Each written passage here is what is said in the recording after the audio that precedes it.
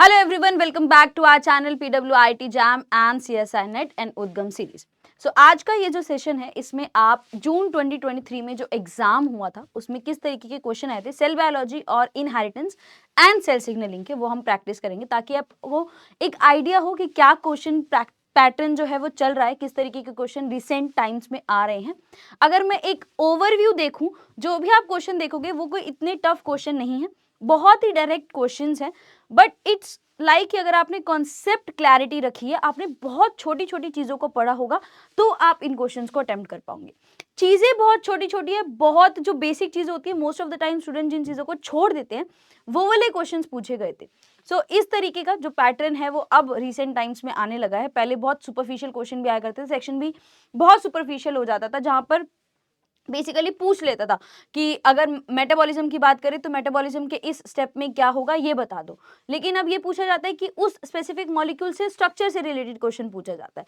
वो चीज़ें जो है वो इन डेप्थ में चली गई हैं, लेकिन जो फ्रेम करने का तरीका है, क्वेश्चन पूछने का तरीका है, उसकी जो लैंग्वेज है वो थोड़ी सी आसान हो गई है। ये चीज़ें हैं जो हम आज देखेंगे और आपको धीरे धीरे जैसे जैसे एक्सप्लोर करेंगे और ज़्यादा पता चलता जाएगा। लास्ट अगर आपने सेशन देखा होगा तो मेंडेलियन इनहेरिटेंस कराया था मैंने। आज हम CSI नेट PYQs करेंगे 2023 जो रीसेंट पेपर है हमारा। ये है फर्स्ट क्वेश्चन। अगर मैं इस क्वेश्चन की बात करूं तो ये क्वेश्चन टाइम लेगा 1 मिनट का। उसके अकॉर्डिंग मैं टाइमर भी 1 मिनट का ही चलाऊंगी। 1 मिनट है आपके पास, इस क्वेश्चन को आप अटेम्प्ट कर सकते हो एंड उसके बाद मैं बताऊंगी इसका आंसर क्या है।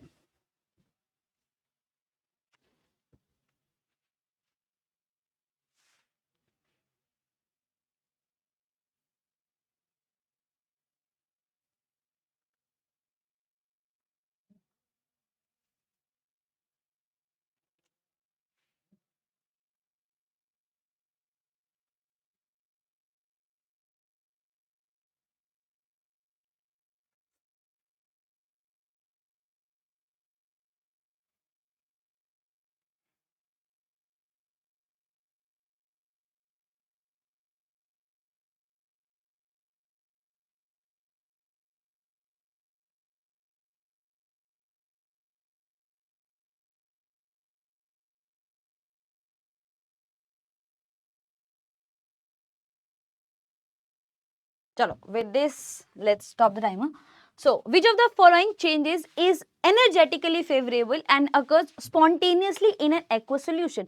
अगर आप एक aqueous solution ले रहे हो, वाटर ले रहे हो, तो उसमें इनमें से कौन से 4 ऑप्शंस में से या कौन से 4 प्रोसेस है जो एनर्जेटिकली फेवरेबल है और स्पॉन्टेनियसली विदाउट किसी हेल्प के हो रहा है? Formation of a bilayer from phospholipid molecules. अगर आप लोगों ने फॉर्मेशन ऑफ लिपिड बायलेयर पढ़ा होगा तो आपको पता होगा लिपिड बायलेयर बनने का जो रीजन है, मेन रीजन क्या था? Hydrophobic interactions.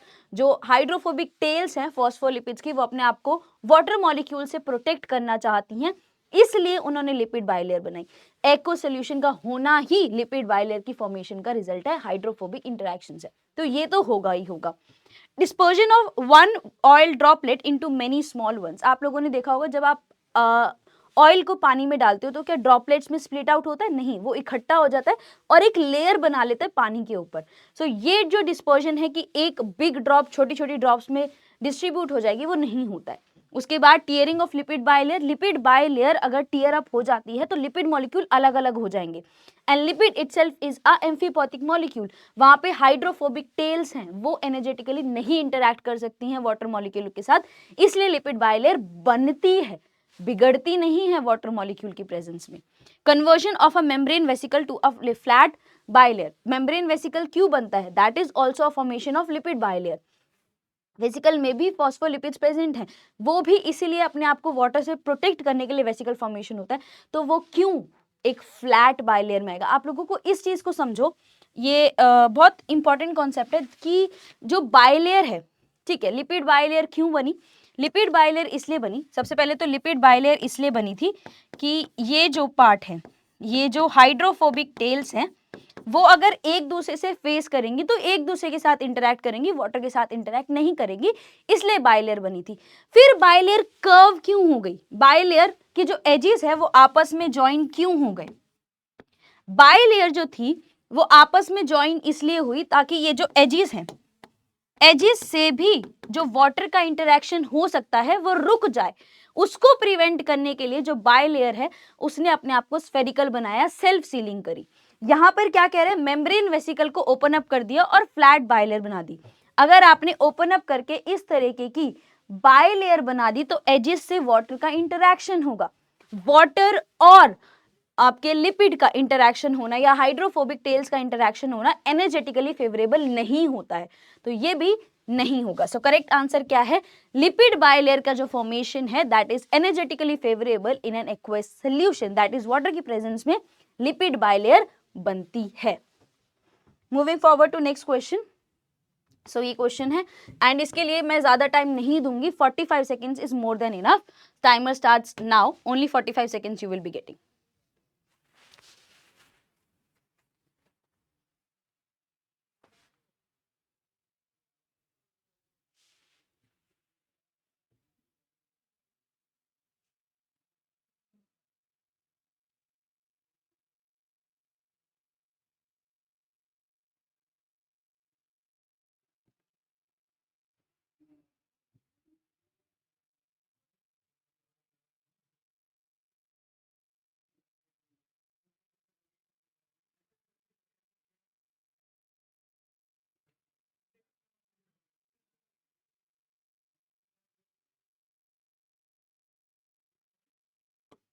So, a temperature sensitive Streptococcus pyombei mutant exhibits cell cycle arrest both at the G1 to S as well as at the G2 to M transition point. This is because of या कौन सा mutant, जिन्होंने cell cycle के experiments पढ़े होंगे तो उनको पता होगा, ईस्ट में जब सीडीसी म्यूटेंट बनाया गया था, सीडीसी 28 म्यूटेंट बनाया गया था, तो वो जो अरेस्ट हो रहा था वो स्टार्ट पर हो रहा था। उसी तरीके से सब स्ट्रिप्टोकोकस पॉम्बे में सीडीसी 2 म्यूटेंट बनाया गया था, सेल साइकिल जो है वो स्टार्ट पर भी रुक रही थी और G2 to M transition point पर भी रुक रही थी।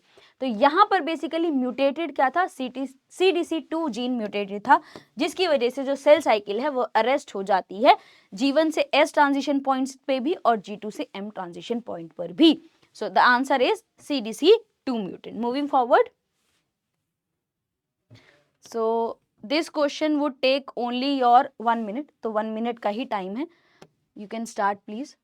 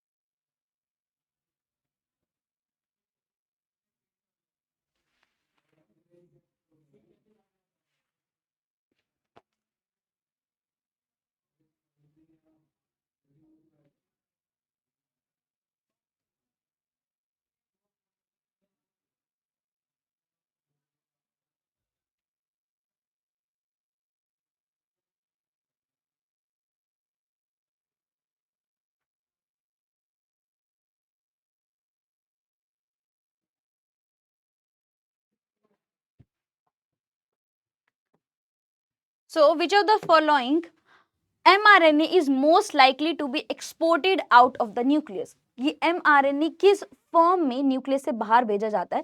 mRNA न्यूक्लियस से बाहर जाने से पहले ही स्प्लाइसिंग हो चुकी होती है और उसके पास एक पॉली ए बाइंडिंग प्रोटीन्स और कैप बाइंडिंग प्रोटीन एसोसिएटेड होते हैं। सो ऑप्शन में क्या था, मिसप्लाइड नहीं हो सकता। Spliced RNA with associated spliceosome complex, no, spliceosome nucleus के बाहर क्यों जाना चाहता है, नहीं जा सकता ना। अनकैप्ड एंड अनस्प्लाइस्ड आरएनए, नहीं, स्प्लाइसिंग हो चुकी होती है, तो स्प्लाइस्ड आरएनए जो है वो न्यूक्लियस के बाहर जाता है, उसके साथ साथ वो poly A tail binding proteins और आपके कैप बाइंडिंग प्रोटीन से भी एसोसिएटेड होता ही होता है। सो नेक्स्ट क्वेश्चन, इसके लिए आपके पास है 45 सेकेंड्स। बेसिकली आपको कॉलेरा टॉक्सिन का मैकेनिज्म बताना है कि कॉलेरा टॉक्सिन क्या करता है।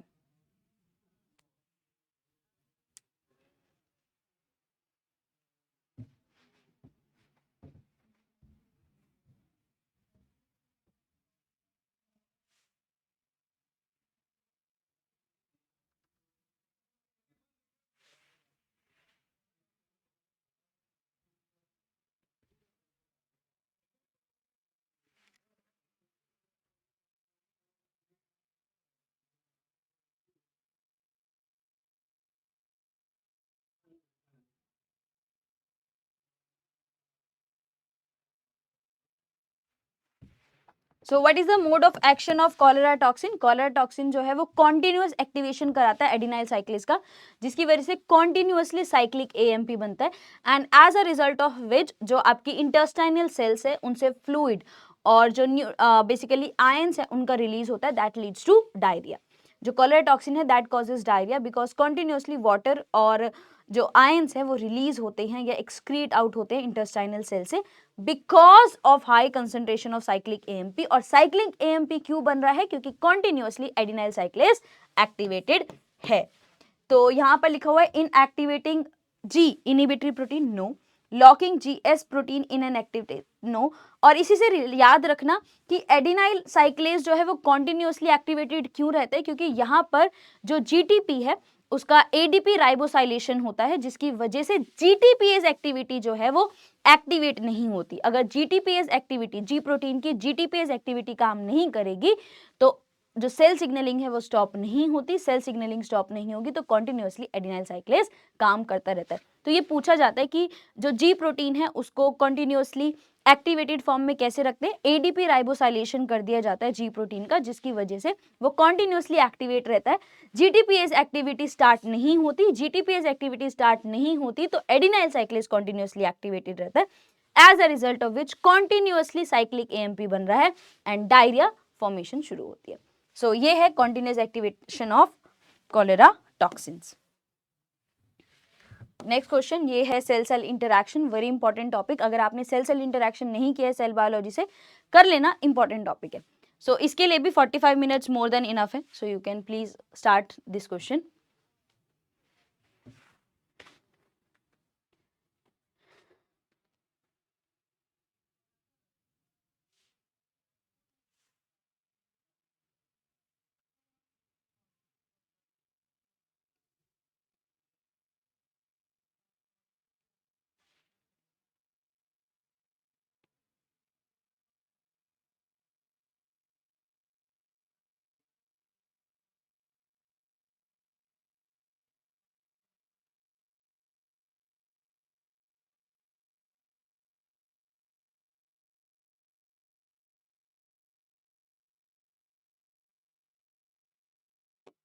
So, which of the following is the communicating junction linking adjacent cells in plants which permit small molecules to pass from cell to cell while blocking the passage of most large molecule, that is plasmodesmata.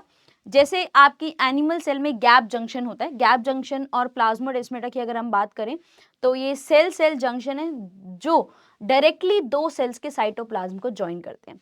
Gap junction जो है वो animal cell में present होता है और plasmodesmata जो है वो प्लांट सेल में प्रेजेंट होता है, जिसकी वजह से मॉलिक्यूल आसानी से मूव कर सकते हैं एक सेल से दूसरी सेल।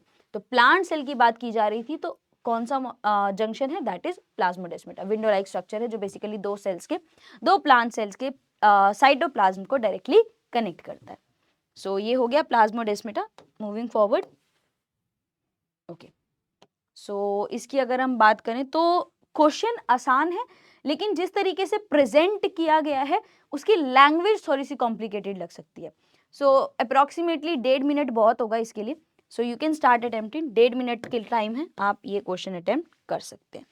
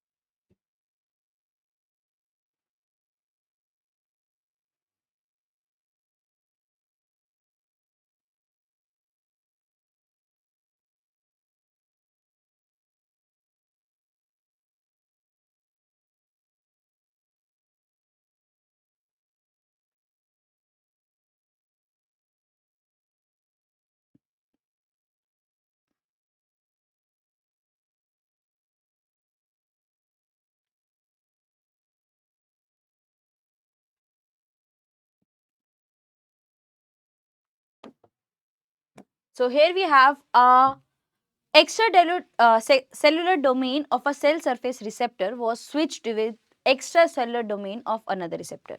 For example, ये आपकी एक सेल है, तो ये आपकी एक सेल है, ठीक है. सो सेल पे जो सेल सरफेस रिसेप्टर होता है, अगर आप उसका स्ट्रक्चर देखोगे तो उसके पास एक एक्स्ट्रा सेलुलर डोमेन होता है एंड एक इंट्रा सेलुलर डोमेन होता है. अगर आप सेल सरफेस रिसेप्टर का स्ट्रक्चर देखोगे तो एक एक्स्ट्रा सेलुलर डोमेन होता है, एक्स्ट्रा सेलुलर डोमेन होता है जहां पर लिगेंड बाइंड करता है, ठीक है, और एक इंट्रा सेलुलर डोमेन होता है जिससे सिग्नलिंग जो है वो सेल के अंदर चलती है, बेसिकली सेल के अंदर कन्वे होती है. तो इन्होंने बोला दो रिसेप्टर थे,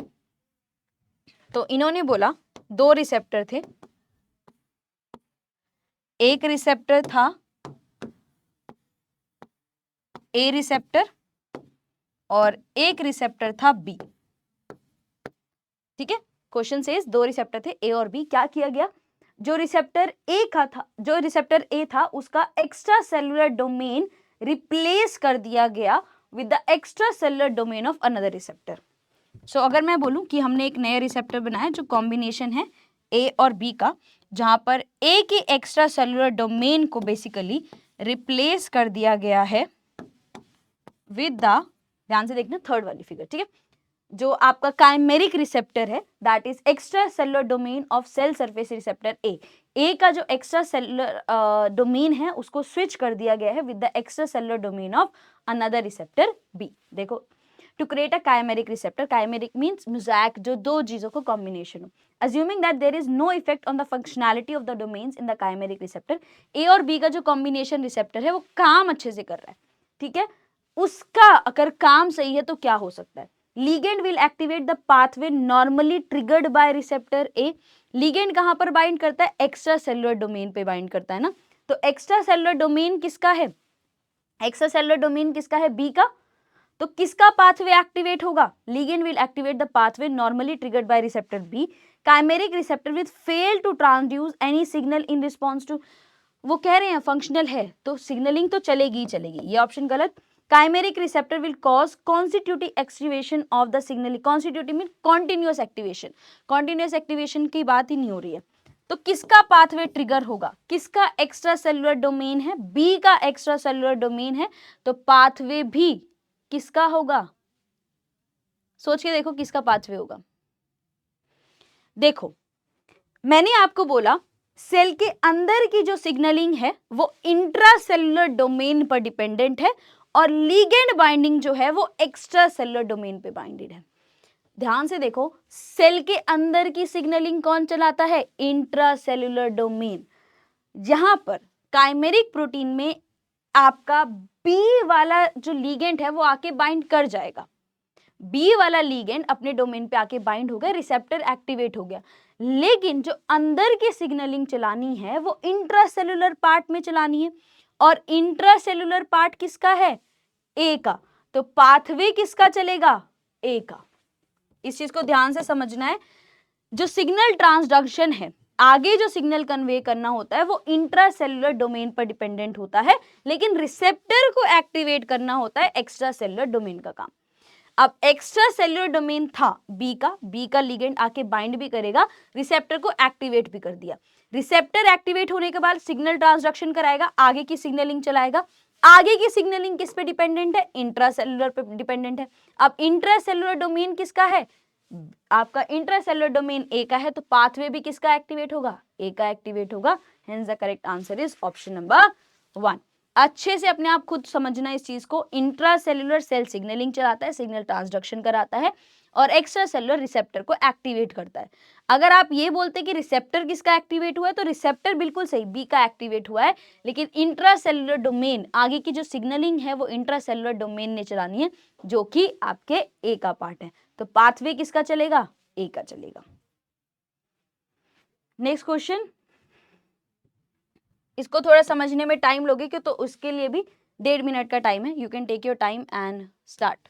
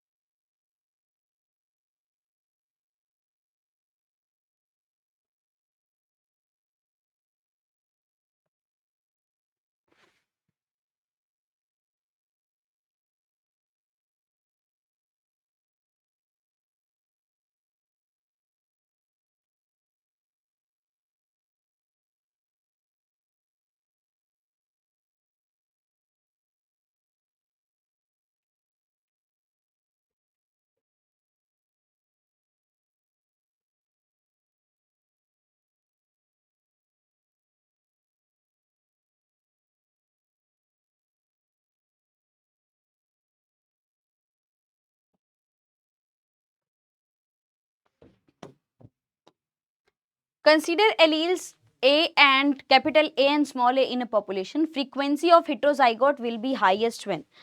तो heterozygote की frequency कौन डिनोट करता है? 2 into P into Q. heterozygote की frequency कैसे निकालते हो? 2 into P into Q. अब इसकी frequency highest कब होगी? इसकी frequency highest तब होगी जब P की वैल्यू हाईएस्ट हो और Q की वैल्यू भी हाईएस्ट हो. अगर P और Q की वैल्यू हाईएस्ट होगी तो ही फ्रीक्वेंसी ऑफ हेटेरोजाइगोट भी ज्यादा होगी. अब मैक्सिमम P कितना है? मैक्सिमम P होता है 0.5 और मैक्सिमम Q भी 0.5 ही होता है, क्योंकि हमें पता है P plus Q equals to 1 होता है ना. सो जब P 0.5 होगी, हाईएस्ट फ्रीक्वेंसी पे जाएगा तो Q भी 0.5 होगा. P और Q क्या है? इस केस में फ्रीक्वेंसी हाईएस्ट करने के लिए P और Q क्या है? इक्वल है. तो ऑप्शन कौन सा है?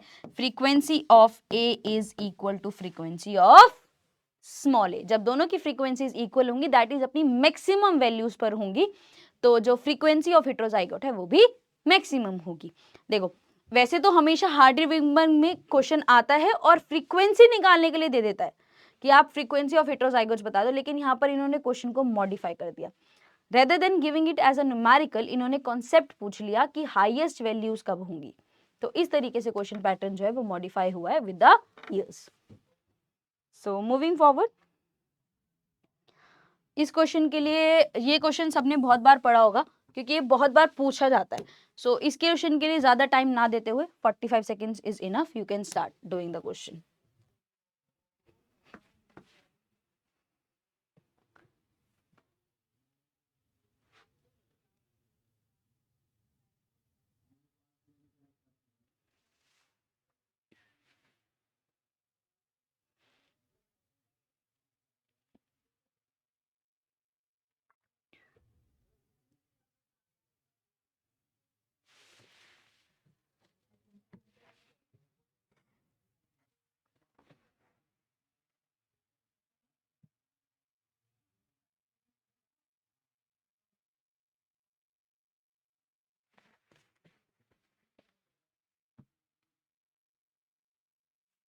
चलो, recessive lethal alleles are never completely eliminated from the population because recessive और lethal है. recessive कब एक्सप्रेस होता है? होमोजाइगस कंडीशन में एक्सप्रेस होता है. रिसेसिव हमेशा होमोजाइगस कंडीशन में एक्सप्रेस होता है. लीथल मतलब एक ऐसा एलील जो किसी इंडिविजुअल की डेथ करा दे. Allele that causes death of an individual. Recessive lethal allele क्या है? क्योंकि वो रिसेसिव है, वो हमेशा होमोजाइगस कंडीशन में एक्सप्रेस होगा, प्लस लीथल है तो वो किसी इंडिविजुअल की डेथ भी करा सकता है. क्वेश्चन ये कह रहा है कि रिसेसिव लीथल एलील एलिमिनेट क्यों नहीं होते. सोच के देखो, अगर रिसेसिव लीथल एलील है, या तो अपनी होमोजाइगस कंडीशन में होगा या हेटेरोजाइगस कंडीशन में होगा. अगर होमोजाइगस कंडीशन में आ गया तो एक्सप्रेशन ले आएगा, तो इंडिविजुअल की death death death death death होती जाएगी. अगर इंडिविजुअल्स जिनके पास रिसेसिव एलील है उनकी डेथ होगी तो क्या पॉपुलेशन में वो सरवाइव करेंगे? क्या रिसेसिव लीथल एलील जो है वो पॉपुलेशन में रह पाएगा? बिल्कुल नहीं रह पाएगा. अब यही पूछा गया, अगर वो होमोजाइगस कंडीशन में आ गया तो डेथ हो जाती है, तो वो एलिमिनेशन हो जाएगा पॉपुलेशन से. अब वो पॉपुलेशन से एलिमिनेट क्यों नहीं हो रहा? क्योंकि पॉपुलेशन में वो हमेशा हेटेरोजाइगस कंडीशन में प्रेजेंट होता है, as a result of which recessive lethal allele का एक्सप्रेशन बहुत रेयर होता है और इंडिविजुअल्स जो है वो सर्वाइव करते हुए रिसेसिव लीथल एलील को पॉपुलेशन में भी रख पाते हैं. ये बहुत कॉमन क्वेश्चन है जो डिफरेंट एग्जाम्स में पूछा जाता है. ठीक है. Lethal alleles are always conditional in nature. No. Selective advantage, protect organisms from other. This is a very. तो क्यों सर्वाइव कर रहे हैं? क्योंकि उनको हेटेरोजाइगस कंडीशन में रखा जाता है, उनके एक्सप्रेशन को रोक दिया जाता है, इसलिए वो पॉपुलेशन में प्रेजेंट है. वेरी इजी क्वेश्चन, तो मैं इसको ज्यादा टाइम नहीं दूंगी. इसके लिए आपके पास है 1 मिनट. 1 मिनट का टाइम लो और फटाफट इसको कंप्लीट करो.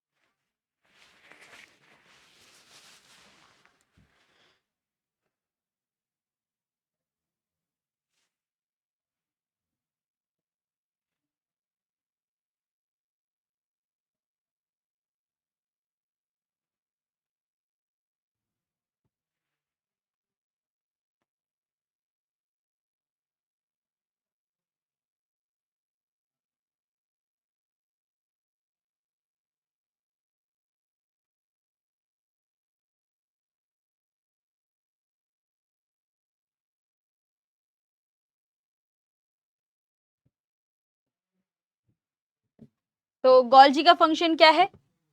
ओ लिंक ग्लाइकोसाइलेशन। ओ लिंक ग्लाइकोसाइलेशन हमें दो ऑप्शन में दिख रहा है, तो इसी वजह से ए और डी का एलिमिनेशन हुआ। उसके बाद न्यूक्लियोलस क्या करता है? राइबोसोम असेंबली करता है। बी का फर्स्ट अगर हम चॉइस में से देखें तो सिर्फ और सिर्फ ऑप्शन नंबर बी में है। So correct answer is option number B. पर ऑक्सीजोम क्या करता है? ऑक्सीजन का यूटिलाइजेशन करता है। हमारा our smooth endoplasmic reticulum lipid synthesis कराता है। Hence the question is solve. Elimination try करो, ज्यादा जल्दी क्वेश्चन होंगे। सो ये है नेक्स्ट क्वेश्चन, इसके लिए भी आपके पास है 1 मिनट।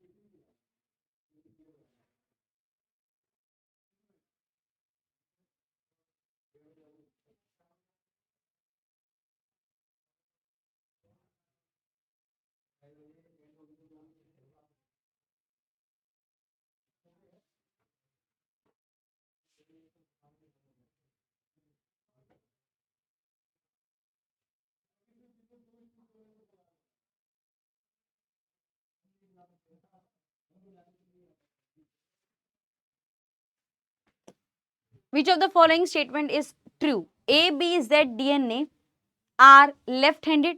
A, B, Z तीनों left-handed है? बिल्कुल नहीं। A and B DNA helices are right-handed and Z DNA is left-handed. बिल्कुल सही statement है।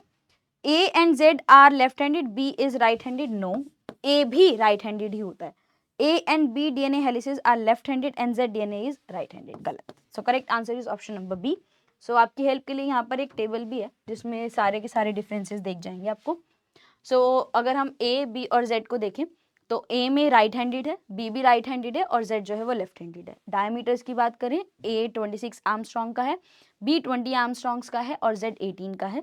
राइज पर टर्न की बात करें तो ए में 28 आर्मस्ट्रॉन्ग है, बी में 36 आर्मस्ट्रॉन्ग्स है, जेड में 44 आर्मस्ट्रॉन्ग है। बेस पेयर पर हेलिकल टर्न, ए में 11 बेस पेयर्स हैं, बी में 10 है और जेड में 12 है। हेलिक्स राइज पर बेस पेयर 2.6 आर्मस्ट्रॉन्ग ए में, बी में 3.6 और जेड में 3.7। बेस टिल्ट की बात करें तो ए में 20 डिग्रीज का है, वहीं पर बी में 6 डिग्रीज का है और जेड में 7 डिग्रीज का है। ग्लाइकोसाइल बॉन्ड फॉर्मेशन एंटी ए में है, बी में भी एंटी और सी में पिरिमिडीन्स में जो है एंटी है और अगर हम प्यूरिन्स की बात करें तो उसमें सिन है। तो ये टेबल थोड़ी सी इंपॉर्टेंट है, तो प्लीज इसको याद रख लेना। सेक्शन बी के अकॉर्डिंग ये इंपॉर्टेंट है, तो इसको याद कर लेना।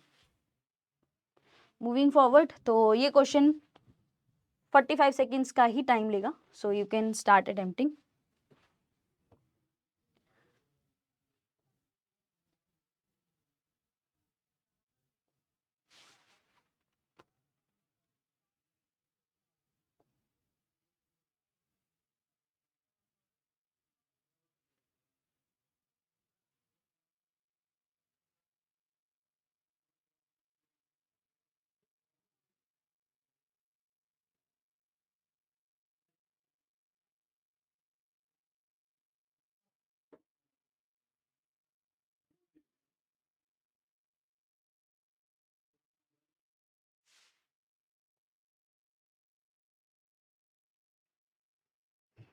So several proteins are modified by phosphorylation at specific amino acid residues to alter their activities.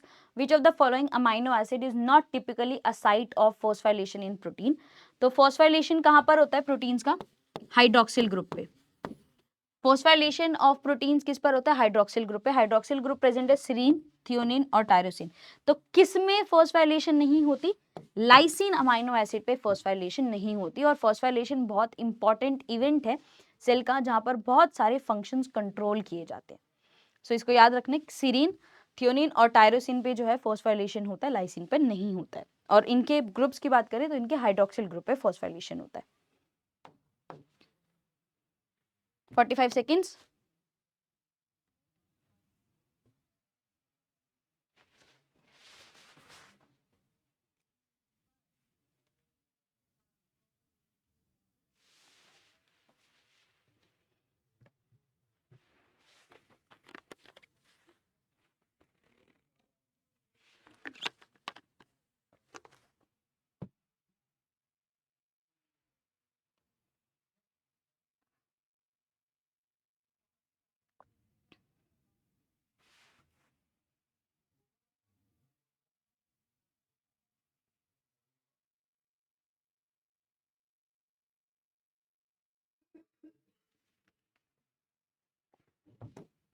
In cell membranes, lipid molecules are arranged as a continuous double layer with the approximate thickness of.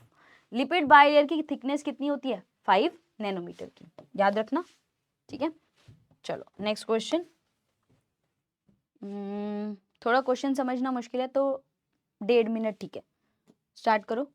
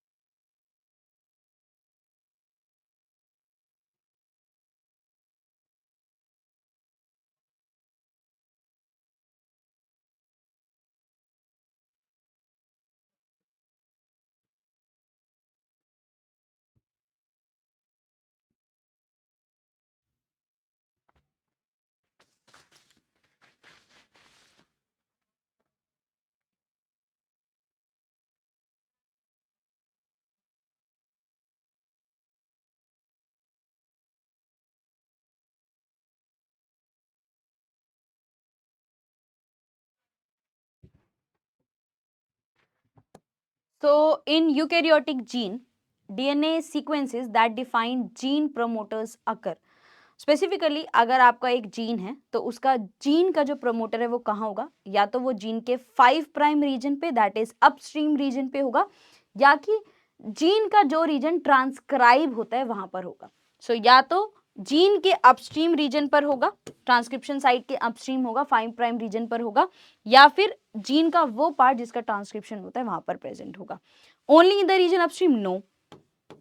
Only in the region that is describe your transcribed parts? No. Downstream पर होगा? बिल्कुल नहीं होगा। Hence it is present either upstream और in the transcript regions.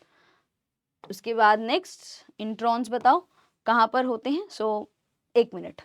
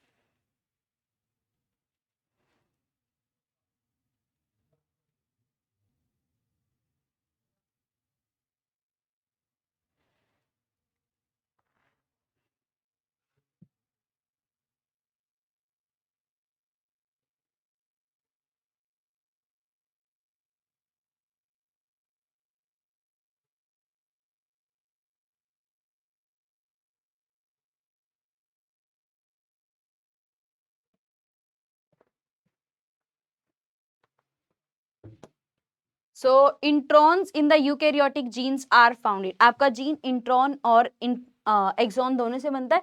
तो जो regions express होते हैं उनको हम एक्सॉन्स कहते हैं, जिनसे बेसिकली प्रोटीन बनता है, और जिन जो एक्सप्रेस नहीं होते उन्हें इंट्रॉन्स कहते हैं।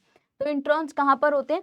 सभी जीन्स में होते हैं। वो mRNA बनाए, tRNA बनाए, rRNA बनाए, सभी में ही आपके जो इंट्रॉन्स है वो प्रेजेंट होते हैं। By the process of splicing उनको रिमूव किया जाता है। So option number D is correct. क्या rRNA और mRNA में होते हैं बट tRNA में नहीं होते? गलत। mRNA tRNA में होते हैं, उसके बाद rRNA में नहीं होते? गलत। mRNA इनकोडिंग जीन में होते हैं बट tRNA और rRNA में नहीं होते? ये गलत। सभी में होते, तीनों में होते।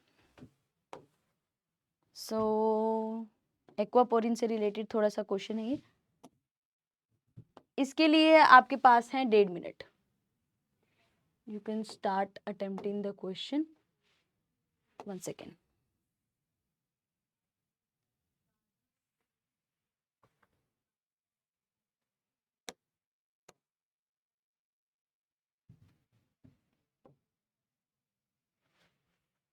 डेढ़ मिनट।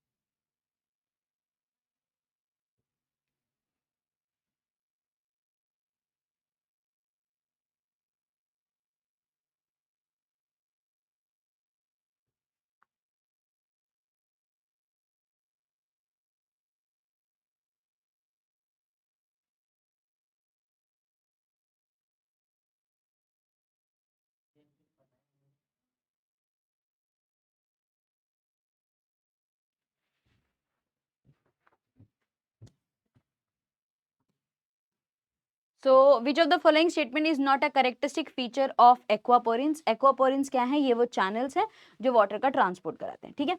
सो इंटीग्रल प्रोटीन्स है, बिल्कुल सही। इंटीग्रल प्रोटीन्स है तभी तो मेम्ब्रेन के अंदर एक चैनल बना पा रहे हैं, पोर बना पा रहे हैं, ठीक है। उसके बाद एब्सेंट इन बैक्टीरिया, गलत। एब्सेंट इन बैक्टीरिया नहीं, बैक्टीरिया से लेकर यूकेरियोट सब में प्रेजेंट होते हैं, तो ये हो गया गलत। उसके बाद एनपीए टेट्राड एन टर्मिनस पर होता है, एनपीए टेट्राड जो है वो C terminal. Basically NPA tetrad जो है वो रिपीटेडली प्रेजेंट होता है आपके एक्वापोरिन में। तो एक्वापोरिन का जो सीक्वेंस है, अमाइनो एसिड सीक्वेंस है, उसमें एनपीए जो है वो रिपीटेडली प्रेजेंट होता है। सो सी और डी भी सही है। गलत क्या है? बैक्टीरिया में नहीं होते, गलत। बैक्टीरिया में भी प्रेजेंट होते हैं आपके aquaporins. Next question. Okay, so for this you will need at least 2 minutes, तो 2 मिनट का टाइम लो, अच्छे से करो।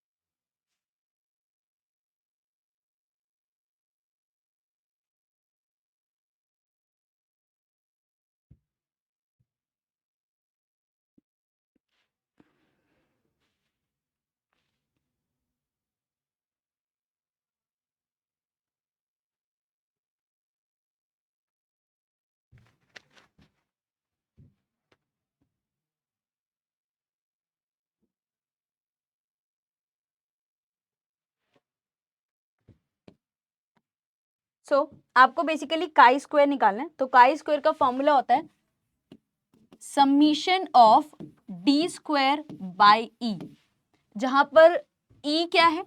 ई होती है एक्सपेक्टेड वैल्यू, ओ होता है ऑब्जर्व्ड वैल्यू, और जो आपका डी होता है वो होता है O minus E, that is observed value minus expected value, ठीक है। सो एक बार क्वेश्चन देखो। A plant heterozygous for a dominant trait was self. The progeny had 140 showing the dominant trait and 20 showing the recessive trait. A researcher hypothesized that there are two genes with identical functions controlling the dominant trait. The researcher also proposed that two genes are not linked. The researcher carried out a chi-square test to test the hypothesis. ठीक है, चलो। So देखो, total progeny कितनी आई? 160। Total progeny कितनी आई? 160। उन्होंने बोला gene जो है वो लिंक्ड नहीं है, अनलिंक्ड जीन है, और दोनों जीन्स जो है वो सेम फिनोटाइप ला रहे हैं। अनलिंक्ड जीन जो सेम फिनोटाइप लाते हैं वो कैसे होते हैं? डुप्लीकेट। वो होते हैं डुप्लीकेट जीन्स, और डुप्लीकेट जीन्स का रेशियो क्या होता है? 15:1। 15:1। तो अगर मैं देखूं observed, expected and D, observed कितनी है? 140 डोमिनेंट, सॉरी 140 जो है वो डोमिनेंट है और 20 जो है वो रिसेसिव है। एक्सपेक्टेड क्या होंगी? 16 में से जो 15 प्रोजेनी है वो डोमिनेंट की होनी चाहिए, तो दैट मीन्स ये हो गई 10, सॉरी ये होंगी आपकी 150। और ये यहाँ पर हो गई 1/16 इंटू 160 दैट इज 10। डी की वैल्यू निकालोगे, ऑब्जर्व्ड माइनस 150 माइनस 10 और यहाँ पर भी 10। डी स्क्वायर हो गया 100/100, यहाँ का D square by E that is 100/, ई की वैल्यू इज, यहाँ पर एक्सपेक्टेड वैल्यू क्या है 150 एंड यहाँ पर है डी स्क्वायर दैट इज 100/20। इसको सॉल्व करोगे, सबमिशन करना है बेसिकली, आपको ऐड करना है, तो ये 10.67 वैल्यू आएगी that you can solve and clarify. So ये आपका आएगा 10.67। सो इस सेशन में this is all about this session. I hope आपको क्लैरिटी मिली होगी कि क्वेश्चन पैटर्न कैसे चेंज हो रहा है और कैसे क्वेश्चंस आएंगे। So all the very best for your patients. Work hard, be positive, be happy, and all the very best for exam. Thank you so much.